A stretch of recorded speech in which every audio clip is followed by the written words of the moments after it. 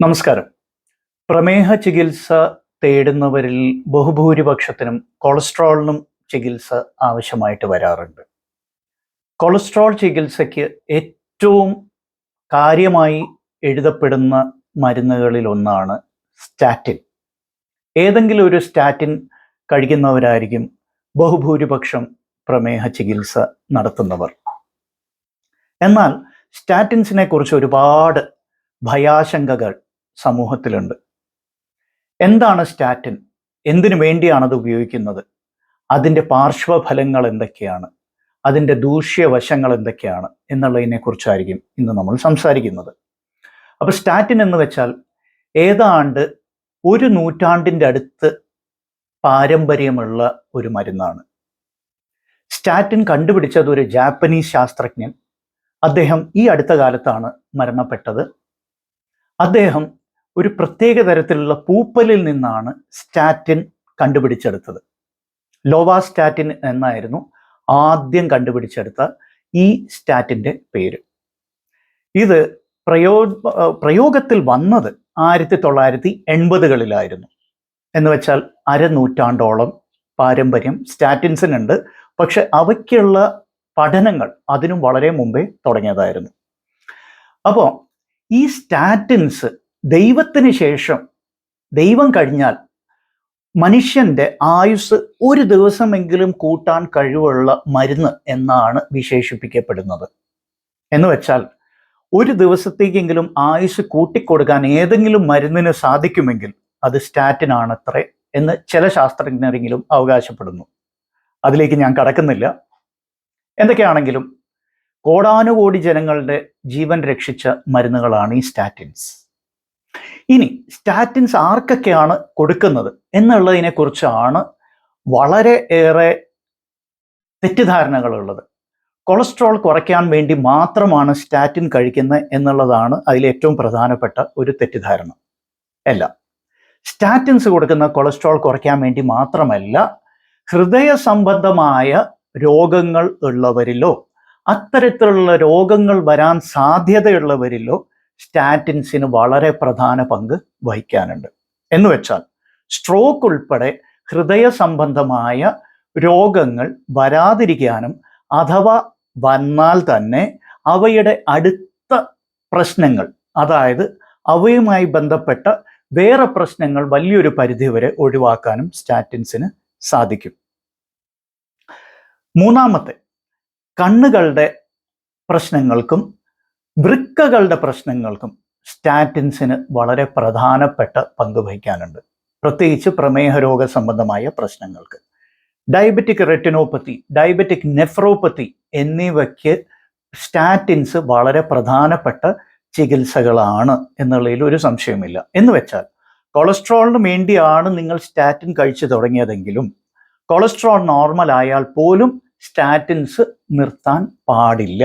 ഡോക്ടറുടെ നിർദ്ദേശപ്രകാരമല്ലാണ്ട് സ്റ്റാറ്റിൻസ് നിർത്താൻ പാടില്ല. അതാണ് പ്രധാനപ്പെട്ട ഒരു ടേക്ക് ഹോം മെസ്സേജ്. ഇനി സ്റ്റാറ്റിൻസിനെ കുറിച്ച് നമ്മൾ സംസാരിക്കുമ്പോൾ പലരും പറയാറുണ്ട് സ്റ്റാറ്റിൻ കാരണം ഷുഗർ ഉണ്ടാവുമെന്ന്. ശരിയാണ്, സ്റ്റാറ്റിൻ ഡയബറ്റോജനിക് ആണ് എന്നുള്ളതിൽ സംശയമൊന്നുമില്ല. എന്നാൽ എത്രത്തോളം ഡയബറ്റോജനിക് ആണ് എന്നുള്ളതാണ് പ്രസക്ത ചോദ്യം. എന്ന് വെച്ചാൽ 10,000 വ്യക്തികൾ 5 വർഷത്തേക്ക് സ്റ്റാറ്റിൻസ് കഴിച്ചാൽ സ്ഥിരമായിട്ട്, അപ്പോൾ 10,000 വ്യക്തികൾ 5 വർഷത്തേക്ക് സ്റ്റാറ്റിൻ കഴിച്ചാൽ ഇവർക്ക് എത്ര പേരിൽ പ്രമേഹം അത് കാരണം മാത്രം ഉണ്ടാവും എന്നുള്ള ചോദ്യത്തിന് ഉത്തരം പറഞ്ഞു വന്നാൽ ഏതാണ്ട് 75 പേർക്ക് വരാൻ സാധ്യതയുണ്ട്. അപ്പോൾ 10,000 വ്യക്തികൾ 5 വർഷത്തേക്ക് സ്റ്റാറ്റിൻ സ്ഥിരമായിട്ട് കഴിക്കുന്നുവെങ്കിൽ സ്റ്റാറ്റിൻസ് കഴിച്ചത് കാരണം പ്രമേഹം വരാൻ 75 പേർക്ക് സാധ്യതയുണ്ട്. ഇനിയിപ്പോൾ സ്റ്റാറ്റിൻസ് കഴിച്ചാൽ സ്ട്രോക്കിൻ്റെ റിസ്ക് കൂടും എന്നും പറയുന്നവരുണ്ട്. ശാസ്ത്രീയമായിട്ട് ഇതും ശരിയാണ്. എന്ന് വെച്ചാൽ സ്റ്റാറ്റിൻസ് കഴിക്കുന്നവർക്ക് എല്ലാവർക്കും സ്ട്രോക്ക് വരുമെന്നോ എന്നല്ല പറഞ്ഞു വരുന്ന ആ ഒരു റിസ്ക് നമ്മളെപ്പോഴും ഓർമ്മ വയ്ക്കണം. എത്ര പേർക്ക്? ഇതേ 10,000 വ്യക്തികൾ 5 വർഷത്തേക്ക് സ്ഥിരമായിട്ട് സ്റ്റാറ്റിൻസ് കഴിച്ചാൽ അതിൽ ഏതാണ്ട് 7 മുതൽ 8 വ്യക്തികൾക്ക് മാത്രമേ, എന്ന് വെച്ചാൽ 10,000-ൽ 7 മുതൽ 8 വ്യക്തികൾക്ക് മാത്രമേ സ്ട്രോക്കിനുള്ളൊരു റിസ്ക് സാധ്യതയുള്ളൂ. എന്നാൽ സ്റ്റാറ്റിൻസിനെ കുറിച്ച് പറയുമ്പോൾ ആശങ്കകൾ ഇതിനെക്കുറിച്ചൊന്നുമല്ല. മസിൽ പെയിൻ, മസിൽ സംബന്ധമായ ആശങ്കകളും മസിൽ സംബന്ധമായ അസ്വസ്ഥതകളുമാണ് എല്ലാവരും പറയാറുള്ളത്. ഇതും ശരിയാണോ? ശാസ്ത്രീയമായിട്ട് ശരിയാണ്, ഒരു സംശയമില്ല. എന്നാൽ എത്ര പേർക്കാണ് അവിടെയാണ് കാര്യമൊരുക്കുന്നത്. 10,000 വ്യക്തികൾ 5 വർഷത്തേക്ക് സ്റ്റാറ്റിൻസ് കഴിച്ചാൽ അതിൽ വെറും 5 വ്യക്തികൾക്ക് മാത്രമേ സ്റ്റാറ്റിൻസ് കാരണം മാംസപേശികൾക്ക് എന്തെങ്കിലും പ്രശ്നം വരുള്ളൂ. അത്രയും ചെറിയ ശതമാനം വ്യക്തികൾക്ക് മാത്രമേ അത് വരുള്ളൂ.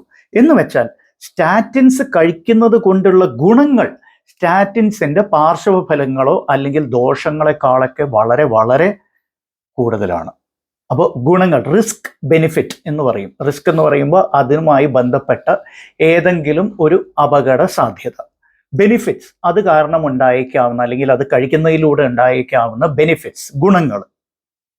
അപ്പോൾ ഗുണങ്ങളാണ് കൂടുതൽ, ദോഷവശങ്ങൾ വളരെ വളരെ കുറച്ചാണ് എങ്കിൽ നിർബന്ധമായും സ്റ്റാറ്റിൻസ് കഴിച്ചിരിക്കണം. പിന്നെ സ്റ്റാറ്റിൻസിന് വേറെ പല ഗുണങ്ങളുമുണ്ട്. ഉദാഹരണം, ട്രാൻസ്പ്ലാന്റേഷൻ. ഇപ്പൊ ട്രാൻസ്പ്ലാന്റേഷൻ ഒരുപാട് നമ്മൾ കേൾക്കുന്നുണ്ട്. കിഡ്നി ട്രാൻസ്പ്ലാന്റേഷൻ ആണ് പ്രധാനപ്പെട്ട. കിഡ്നി ട്രാൻസ്പ്ലാന്റേഷൻ ഉള്ളവരിലും ഈ സ്റ്റാറ്റിൻസ് കൊണ്ട് ഗുണങ്ങളുണ്ട്. എന്നാൽ എല്ലാത്തിനുമല്ല, ചില സ്റ്റാറ്റിൻസും അതിൽ ഉപയോഗിക്കുന്നത് നന്നായിരിക്കും. അതുപോലെ ക്രോണിക് കിഡ്നി ഡിസീസ് വരാതിരിക്കാൻ ഇത് നല്ലതാണ് എന്ന പഠനങ്ങൾ സൂചിപ്പിക്കുന്നു. എന്തിന്? ബ്രോങ്കിയൽ ആസ്ത്മ, ശ്വാസം മുട്ടൽ, ദീർഘനാളത്തേക്ക് നിലനിൽക്കുന്ന ശ്വാസം മുട്ടൽ, ആസ്മ പേഷ്യൻസിന് പോലും ഇത് നല്ലതാണ് എന്ന് പറയപ്പെടുന്നതുണ്ട്. അതുപോലെ ഫാമിലിയിലായിട്ട്, അതായത് കുടുംബങ്ങളിൽ കാണുന്ന പ്രത്യേക തരത്തിലുള്ള കൊളസ്ട്രോൾ ഇഷ്യൂസ് ഉണ്ട്. ഫാമിലിയൽ ഹൈപ്പർ കൊളസ്ട്രോളീമിയ എന്ന് പറയും. ഈ ഫാമിലിയൽ ഹൈപ്പർ കൊളസ്ട്രോളീമിയ ജനിതകമായി വരുന്ന കൊളസ്ട്രോൾ പ്രശ്നങ്ങൾക്ക് പോലും സ്റ്റാറ്റിൻസ് ഗുണം ചെയ്യും എന്ന് കണ്ടുപിടിച്ചിട്ടുണ്ട്. അങ്ങനെ ഒരുപാട് ഗുണങ്ങളുള്ള മരുന്നുകളാണ് ഈ സ്റ്റാറ്റിൻസ്. ഇനി സ്റ്റാറ്റിൻസിന്റെ ഒരു ആശങ്കയെക്കുറിച്ചും കൂടി പറയാം. സ്റ്റാറ്റിൻസ് കഴിക്കുന്ന ഒരു ചെറിയ ശതമാനം വ്യക്തികളിൽ അത് കാരണം മാത്രം ലിവർ ഫങ്ഷൻ ടെസ്റ്റ് ചെയ്യുമ്പോൾ, കരളിന്റെ ചില പരിശോധനകൾ ചെയ്യുമ്പോൾ അതിൽ എൻസൈംസ് കൂടി കിടക്കുന്നതായിട്ട് കാണാൻ പറ്റും. ലിവർ എൻസൈംസ് സ്റ്റാറ്റിൻസ് കാരണം കൂടാമോ? തീർച്ചയായിട്ടും കൂടാം. ലിവർ എൻസൈംസ് കൂടുന്നത് ഈ പറഞ്ഞ പോലെ വളരെ ചെറിയ ശതമാനം വ്യക്തികളിലാണെന്ന് മാത്രം. എന്നിരുന്നാലും സ്റ്റാറ്റിൻസ് ദീർഘനാളത്തേക്ക് കഴിക്കുന്ന വ്യക്തികൾ നിർബന്ധമായും ഇടയ്ക്കിടയ്ക്ക് ലിവർ ഫങ്ഷൻ ടെസ്റ്റ് ചെയ്യുന്നത് നന്നായിരിക്കും. പറയപ്പെടുന്ന 3 മുതൽ 6 മാസം കൂടെ വേറെ ലിവർ സംബന്ധമായ പ്രശ്നങ്ങളൊന്നും ഇല്ലാത്ത വ്യക്തികളാണെങ്കിൽ 6 മാസത്തിലൊരിക്കൽ ചെയ്യണം. ലിവർ സംബന്ധമായിട്ടുള്ള പ്രശ്നങ്ങളുള്ള വ്യക്തികളാണെങ്കിൽ അതിനേക്കാളും കൂടുതൽ ഫ്രീക്വൻ്റ് ആയിട്ട് ലിവർ ഫങ്ഷൻ ടെസ്റ്റ്സ് ചെയ്യുന്നത് നന്നായിരിക്കും. അത് ഡോക്ടറുടെ നിർദ്ദേശപ്രകാരമാണ് ചെയ്യേണ്ടത്. ഇനിയിപ്പോൾ ഈ സ്റ്റാറ്റിൻസിന്റെ വേറെ വളരെ അപൂർവമായിട്ട് കണ്ടുവരുന്ന ചില സൈഡ് ഇഫക്ട്സും കൂടി ഞാനിവിടെ പറഞ്ഞു തരാം.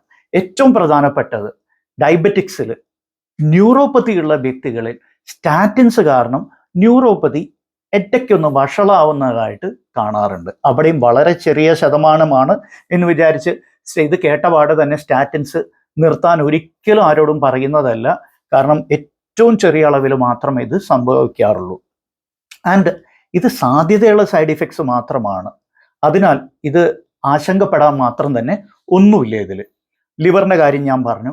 പിന്നെ ലൈംഗികമായ ചില പ്രശ്നങ്ങൾ ചിലരിൽ കാണാറുണ്ട്. സെക്ഷുവൽ ഡിസ്ഫങ്ഷൻ സ്റ്റാറ്റിൻസ് കഴിക്കുന്നത് കാരണം. എഗെയിൻ അവിടെയും സ്റ്റാറ്റിൻസ് നിർത്താനുള്ളൊരു ഇൻഡിക്കേഷൻ അല്ല ഇത്. സെക്ഷുവൽ ഡിസ്ഫങ്ഷൻ ഉണ്ട്, ഞാൻ സ്റ്റാറ്റിൻ കഴിക്കുന്നു, അതുകൊണ്ട് സ്റ്റാറ്റിൻ കാരണമാണ് ഇത് സംഭവിച്ചതെന്നും പറഞ്ഞ് ആരും നിർത്തരുത്. കാരണം നേരത്തെ പറഞ്ഞ ഈ റിസ്ക് ബെനിഫിറ്റ് റേഷ്യോ എന്ന് പറയുന്ന ഒരു സംഭവമുണ്ട്. പിന്നെ ചില പഠനങ്ങളിൽ ഞാൻ വായിച്ചിട്ടുണ്ട്. എന്ന് വെച്ചാൽ ബുദ്ധിപരമായ അല്ലെങ്കിൽ കോഗ്നിഷൻ എന്നൊക്കെ പറയില്ലേ, ആ ഒരു മേഖല നമ്മുടെ തലച്ചോറിൻ്റെ ഒരു പ്രവർത്തനത്തിൻ്റെ ഒരു ഭാഗമാണത്. ഡിമെൻഷ്യ പോലെയുള്ള ചില അവസ്ഥകൾ സ്റ്റാറ്റിൻസ് കഴിക്കുന്നവരിൽ കൂടുതലുണ്ട് എന്ന് പറയുന്ന ചില പഠനങ്ങൾ കാണപ്പെടാറുണ്ട്. പക്ഷേ അത് ശരിയല്ല എന്നുള്ളതാണ് ഏറ്റവും പുതിയ പഠനം കാണിക്കുന്നത്. മസിൽ മാസ് കുറയും എന്നൊക്കെ പറയുന്നത് വെറുതെയാണ്. Muscle problems usually muscle pain ആയിട്ടാണ് അനുഭവപ്പെടുന്നത്. കുറച്ച് നാളത്തേക്ക് ഇതുണ്ടാവുള്ളൂ. എന്നാൽ സീരിയസ് വളരെ ഗൗരവമുള്ള മാംസപേശി പ്രശ്നങ്ങൾ വളരെ അപൂർവമായിട്ട് സ്റ്റാറ്റിൻസ് കാരണമുണ്ടാവാം. അതിൻ്റെ ഒരു ഉദാഹരണമാണ് റാബ്ഡോമയോലൈസിസ്. റാബ്ഡോമയോലൈസിസ് എന്ന് പറയുന്ന വളരെ ഗൗരവമുള്ള ഒരു അവസ്ഥ വളരെ അപൂർവമായിട്ട് സ്റ്റാറ്റിൻസിൽ കാണപ്പെടാം. അപ്പോൾ ഇത് കേട്ടപാടെ സ്റ്റാറ്റിൻസ് അപകടമാണ് എന്ന് പറയാൻ വരട്ടെ. പിന്നെ ക്യാൻസർ റിസ്ക് കുറയ്ക്കുന്നതായിട്ട് ചില പഠനങ്ങൾ കാണിക്കുന്നുണ്ട്, പക്ഷെ ഡെഫിനിറ്റീവ് അല്ല, അതായത് 100% ഉറപ്പ് നമുക്ക് പറയാൻ പറ്റില്ല. ഇനിയിപ്പോൾ വളരെ കൗതുകകരമായിട്ടുള്ളൊരു കാര്യം കൂടി ഞാനിവിടെ പറയാൻ ആഗ്രഹിക്കുന്നു. അതിൽ ഏറ്റവും പ്രധാനമായിട്ട് സ്റ്റാറ്റിൻസ് കഴിക്കുന്നവർ ചില തരത്തിലുള്ള ഫ്രൂട്ട് ജ്യൂസസ് ഒഴിവാക്കുന്നത് നന്നായിരിക്കും.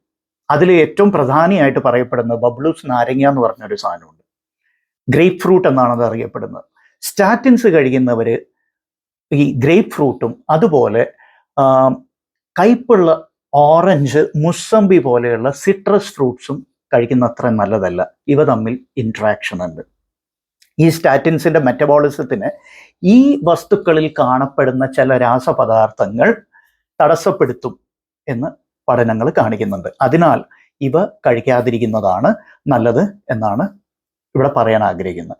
മിക്കവാറും ബാക്കി ഫ്രൂട്ട്സ് ഒന്നും കഴിക്കുന്നതിന് പ്രശ്നമില്ല, സ്റ്റാറ്റിൻസ് കഴിക്കുന്നവരില്ല. സ്റ്റാറ്റിൻസിനെ കുറിച്ച് പൊതുജനം അറിഞ്ഞിരിക്കേണ്ട കാര്യങ്ങൾ മാത്രമാണ് ഇവിടെ പറഞ്ഞിരിക്കുന്നത്.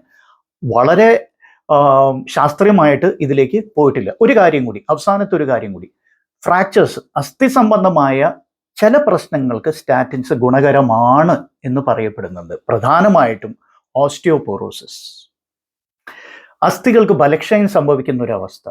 ഈ അവസ്ഥയ്ക്ക് സ്റ്റാറ്റിൻസ് ഒരു പരിധിവരെ ഗുണം ചെയ്യും, അതായത് ഇവ വരാതിരിക്കാൻ ഗുണം ചെയ്യും എന്ന് പറയപ്പെടുന്നുണ്ട്. എഗെയിൻ ഈ പഠനങ്ങളൊന്നും ആധികാരികമല്ല, എന്നാലും ചില സൂചനകൾ വരുന്നുണ്ട്. ആധികാരികമായ പഠനങ്ങൾ വരുമ്പോൾ തീർച്ചയായിട്ടും നിങ്ങളായിട്ട് പങ്കുവെക്കുന്നതായിരിക്കും. അപ്പോൾ ഷെയർ ചെയ്യാൻ മറക്കണ്ട, ലൈക്ക്, സബ്സ്ക്രൈബ്, ആൻഡ് നിങ്ങൾക്ക് താല്പര്യമുള്ള ഏതെങ്കിലും വിഷയങ്ങൾ ഉണ്ടെങ്കിൽ ദയവായി അറിയിക്കുക. തീർച്ചയായിട്ടും അതിനെക്കുറിച്ച് വീഡിയോ ചെയ്യും. നന്ദി.